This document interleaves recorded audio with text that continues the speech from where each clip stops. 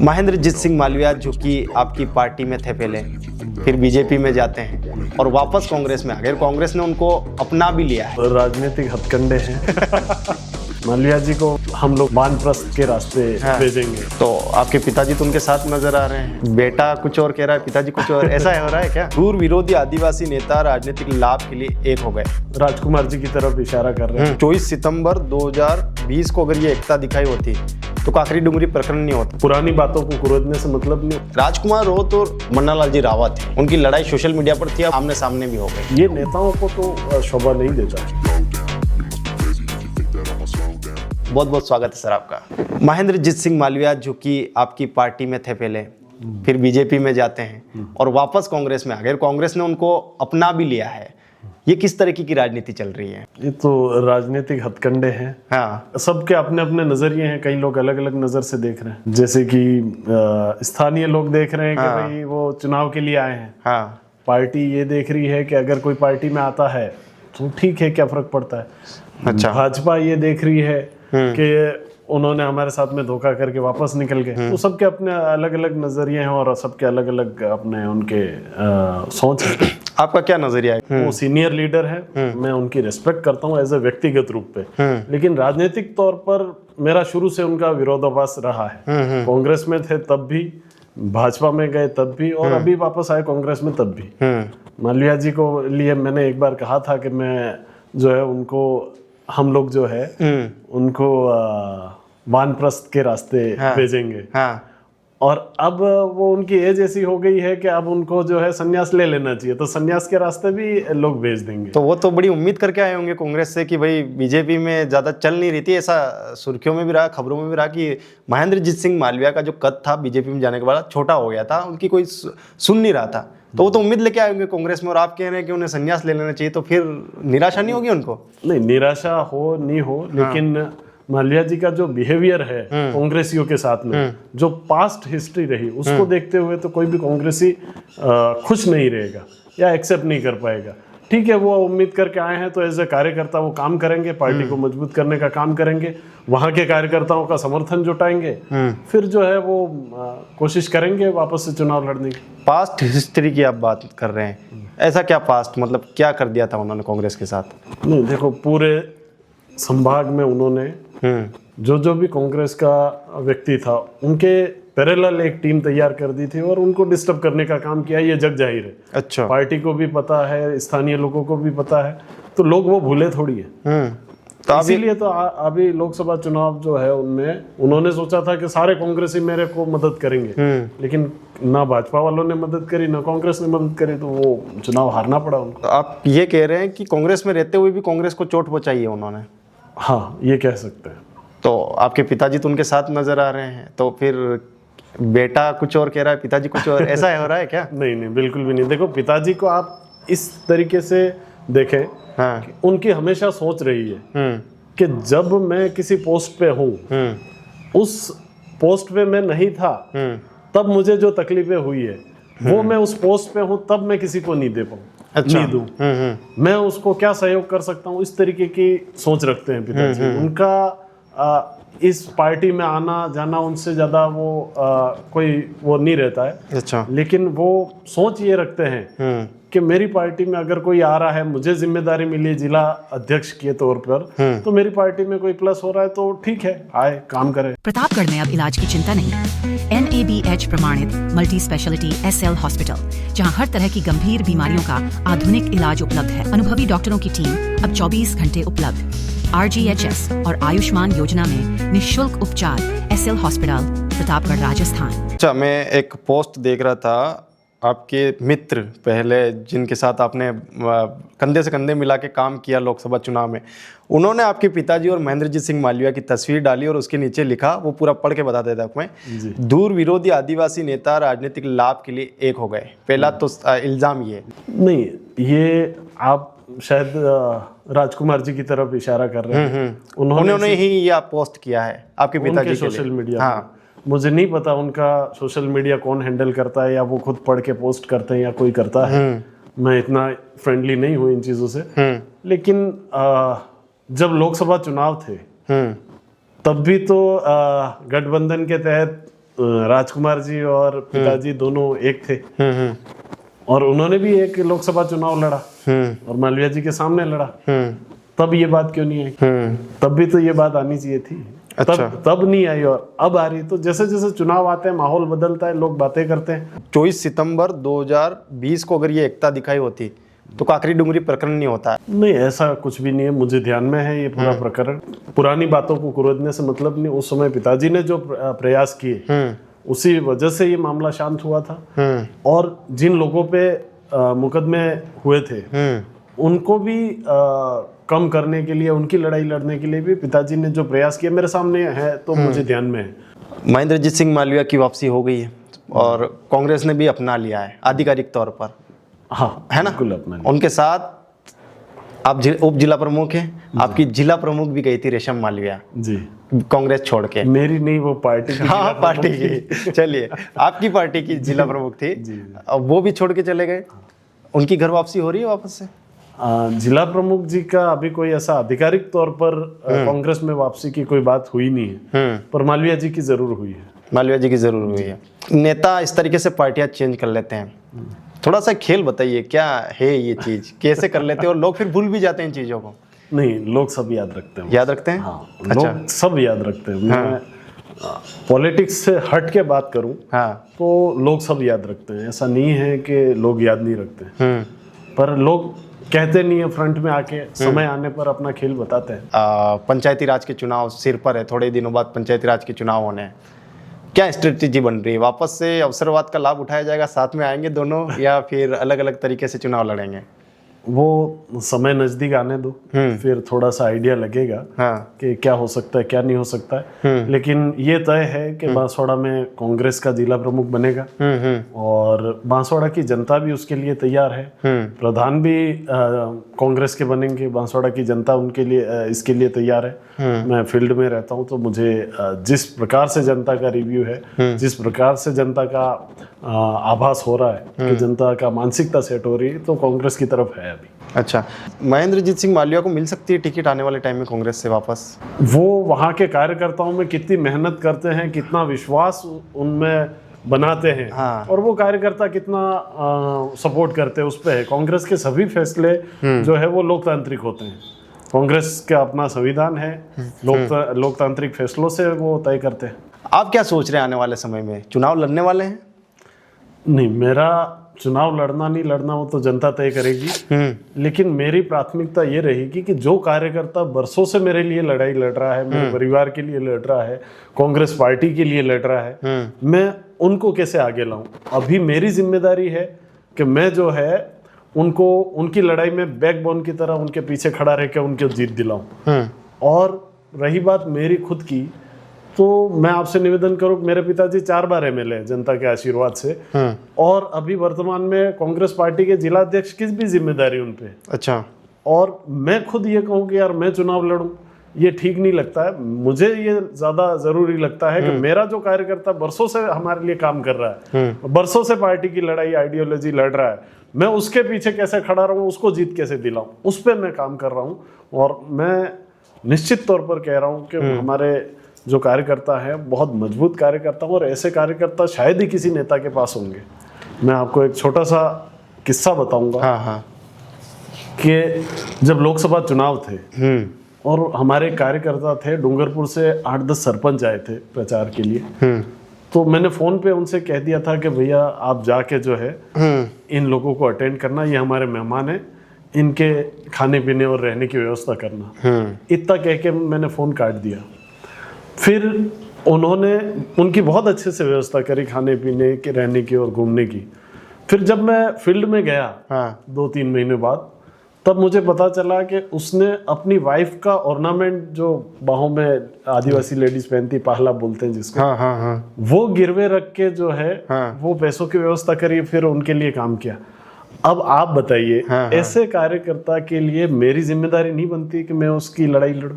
बिल्कुल बनती है। तो अभी वो समय है कि पंचायती राज में मैं उन कार्यकर्ताओं के लिए लड़ाई लड़ूं, और ऐसे कार्यकर्ता वाकई में किसी नेता के पास नहीं होते हैं, तो वो हमारे पास है, तो हम खुशकिस्मत हैं, और हमको उनकी लड़ाई लड़ना ज्यादा जरूरी लगता है। बिहार आप गए एक बच्ची को बचाने के लिए, और आदिवासी बच्ची बचाने के लिए, है ना? उसके पीछे बड़ी कहानी है कि भाई उनके पास पैसे नहीं थे, ये नहीं थी, पुलिस सुन नहीं रही थी, बहुत सारी चीज़ें हुई। जान जोखिम में डालकर बिहार जाना और एक बच्ची को बचा कर लेकर आना, इतना बड़ा रिस्क कैसे लेकर, क्या कहानी है, थोड़ा सा उसके बारे में बताइए। बांसवाड़ा मेरी ऑफिस पर एक लड़का आता है और वो कहता है कि भैया आपसे मदद चाहिए। तो उन्होंने पूरी घटना बताई कि मजदूरी के लिए अपने पिताजी के साथ में एक बच्ची गुजरात गई थी और गुजरात से कोई उसको बहला फुसला कर जो है वो बिहार ले जाता है और वहाँ पे उसको बेचने की बात चल रही है, तो आप मदद करिए।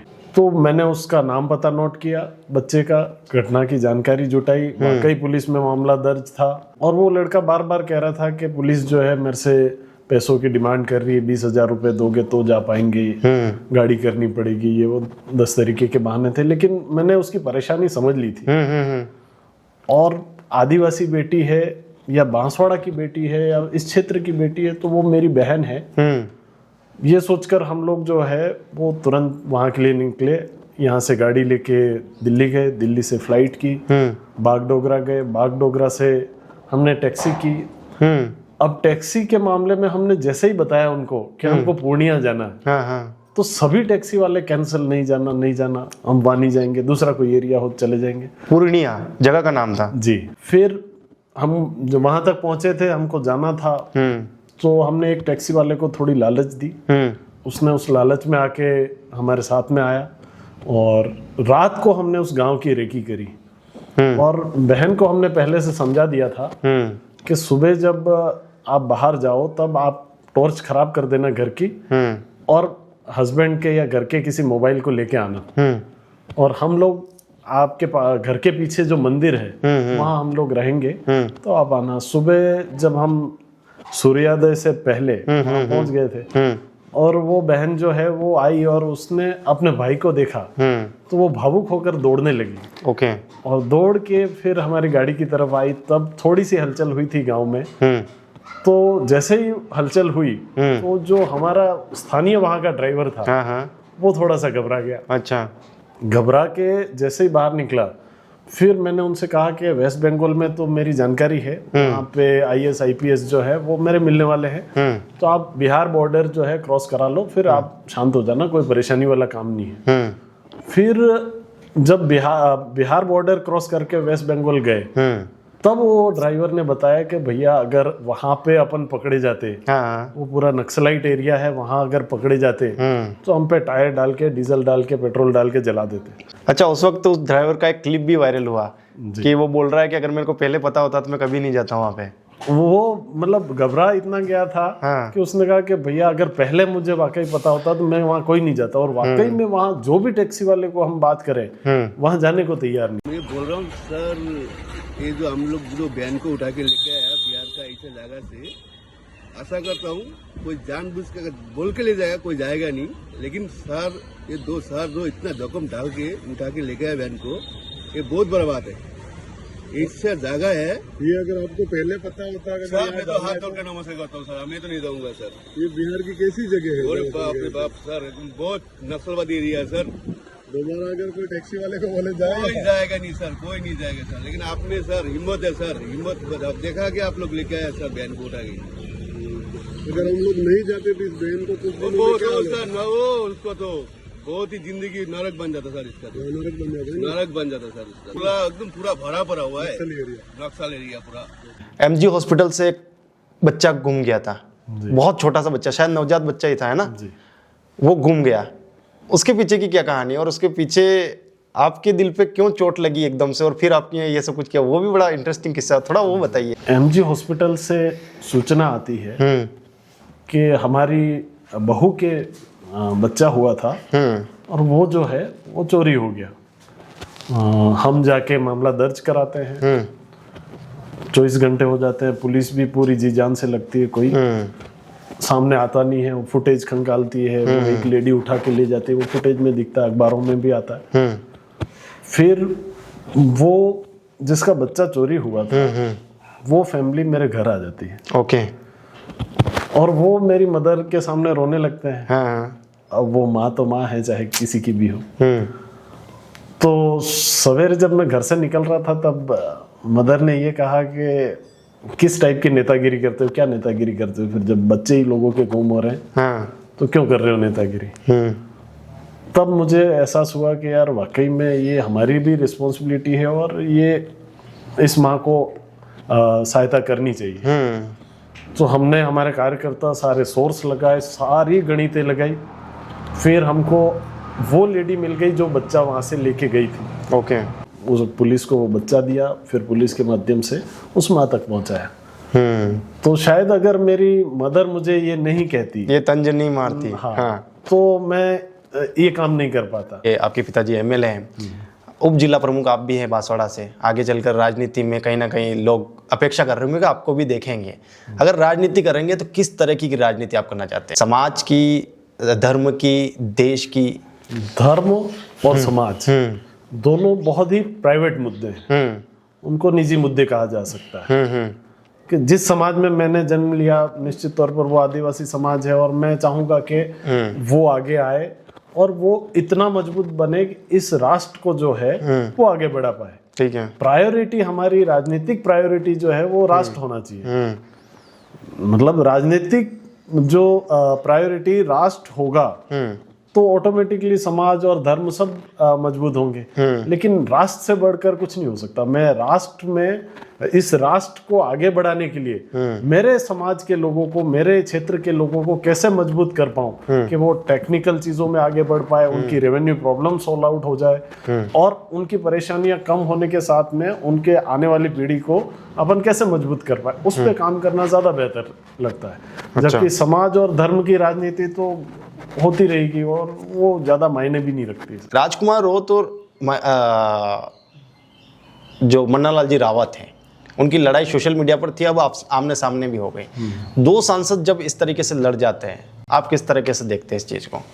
दिशा की बैठक सांसद महोदय तय करते हैं और वो अध्यक्ष होते हैं दिशा की बैठक में, और डीएलओस होते हैं, वो जिला परिषद के सदस्य होते हैं। इसमें इस मामले में ये हुआ कि डूंगरपुर जिले की एक विधानसभा जो है वो संसदीय क्षेत्र उदयपुर की भी है, तो इसलिए दोनों सांसद वहां पर मौजूद थे और उनकी विचारधारा और राजनीतिक लड़ाई जो है वो वाकई में सामने आई, हम सब ने देखी। पर आप जब देश के इतने बड़े पद पे बैठे हैं, आप सांसद हैं, आपके लाखों लोग वोट करते हैं, लाखों लोग फॉलोअर होते हैं, आपके बिहेवियर को, आपकी बातों को, आपके मुद्दों को सीधा लोग सीधे प्रभावित होते हैं उन चीजों से। तो ऐसी एक सम्मानित जगह पर बैठकर, एक जहां लोगों के हित में फैसले होने चाहिए थे, वो उस जगह पर बैठकर जो है आप आपसी मुद्दों पे लड़ते हो, तो ये तो बहुत गलत मैसेज जाता है जनता में और ये नेताओं को तो शोभा नहीं देता है। और राष्ट्रीय पार्टियां जो है वो क्षेत्रीय पार्टियों को मदद करके क्षेत्र की समस्याओं पे बहस होनी चाहिए, उस पे काम होना चाहिए। जबकि हो उल्टा रहा है, आपसी नेता आपस में लड़ रहे हैं, जबकि क्षेत्र में क्या ऐसा काम किया जाए, किन मुद्दों पे काम किया जाए कि लोगों को लाभ मिले। हमारे पास में जल, जंगल, जमीन, तीनों के इस क्षेत्र में इतने बड़े काम हैं कि हम इस काम को करते करते 20 साल लग जाएंगे, तब भी ये काम अधूरे रह जाएंगे। आप जंगल का अधिकार जो है आदिवासियों को मिलता है, उसमें कई सारे व्यापक बदलाव करने की आवश्यकता है। पानी है तो जो नॉन कमांड एरिया है, असिंचित एरिया है, असिंचित क्षेत्र जो है, उसमें पानी हम कैसे पहुंचाए लोगों पे, उस पे काम करने की आवश्यकता है। इसमें इन मुद्दों पे सारे नेताओं को एक होना चाहिए, चाहे वो किसी भी पार्टी को। और रेवेन्यू प्रॉब्लम आप देखेंगे आए दिन ये झगड़े सामने आते हैं, नक्शा कहीं और है, व्यक्ति बैठा कहीं और है, सरकारी जमीन पे उसका बरसों से मकान है। हाल ही एक मामला इधर से भी गरमाया था कि बाबूलाल जी खराड़ी साहब के बेटे ने वहाँ जो है छोटी सरवन में कोई जमीन का मामला था। तो वो मिसअंडरस्टैंडिंग होती ये है कि व्यक्ति बैठा कहीं और है, जमीन किसी और के नाम पे है, तो हमको उन चीजों को देखते हुए उनकी परेशानियां कम करनी है, दूर करनी है या उनको मतलब सहायता करनी है। जबकि होता ये है कि नेता आपस में ही लड़ते रहते हैं। इससे नुकसान तो होता ही है ना। बिल्कुल पूरा नुकसान होता है। बांसवाड़ा में कोई एग्जाम सेंटर अब बन नहीं रहा है और एग्जाम देने के लिए बाइक से जाते हैं बच्चे और कई बार एक्सीडेंट हो जाता है, दुर्घटना के शिकार हो जाते हैं। बसों में भी जाते हैं तो क्योंकि बसें भर भर के जाती, दुर्घटनाएं हो जाती कई बार। एग्जाम सेंटर नहीं ला पा रहे हैं बांसवाड़ा में आप। नहीं देखो, पिताजी जो है वो विपक्ष में एमएलए है और विपक्ष के एमएलए के तौर पर जो प्रयास करने पड़ते थे वो हमेशा करते हैं। आप पिछली गवर्नमेंट में जाके देखिए कि कोविड के समय में भी एग्जाम बांसवाड़ा में हुए हैं, होटलें बंद थी, लोगों ने अपनी संस्थाओं में रुकवा कर सभी परीक्षार्थियों को प्रॉपर एग्जाम दिलाए। पर इस सरकार में आप बोलो किससे, और बोलोगे तो सुनेगा कौन? ओके। और यही नहीं, हर एग्जाम में बच्चे मुझे वहां बस स्टैंड जाके फोन करते हैं कि भैया बसें नहीं लग रही। मैं प्रबंधन से जाके मिलता हूँ हर एग्जाम में और उन बसों की व्यापक व्यवस्था के बारे में जानकारी लेके कोशिश करते हैं कि सभी बच्चे समय पे पहुंचे। उसके बावजूद भी एक बस में जहाँ 40-42 की कैपेसिटी होती है, 60-60, 70-70 बच्चे, मतलब डबल कैपेसिटी में उस बच्चों को भरना पड़ता है और लेके जाना पड़ता है। उसके बावजूद भी ड्राइवर जहां उसको 200-300 किलोमीटर पर डे चलाने की अनुमति है, वहां वो 600 किलोमीटर गाड़ी चलाता है। जस्ट डबल काम करते हैं ड्राइवर भी। पर जब तक हम इन समस्याओं को देखते हुए और समाधान के रास्ते नहीं जाएंगे, इसमें चाहे सरकार कोई भी हो, उसको इन बच्चों के भविष्य के बारे में सोच के जो निर्णय लेने पड़ेंगे, तब जाके ये चीजें सही हो पाएगी। नहीं तो ये ऐसे ही चलता रहेगा। कई बच्चों की जानें गई है, कई बच्चों ने एग्जाम देने के लिए अपनी जान गंवा दी। तो नो डाउट ये एक बेहतरीन पॉडकास्ट था। राजनेता अच्छे बुरे जो भी ये बनेंगे आने वाले भविष्य में, या अभी हैं कि नहीं है, वो सारी अलग चीज़ें हो गई, लेकिन व्यक्ति ये कमाल के हैं। हमारे साथ जुड़ने के लिए, हमें इन डिटेल ये सारी चीज़ें बताने के लिए बहुत बहुत धन्यवाद आपका। धन्यवाद।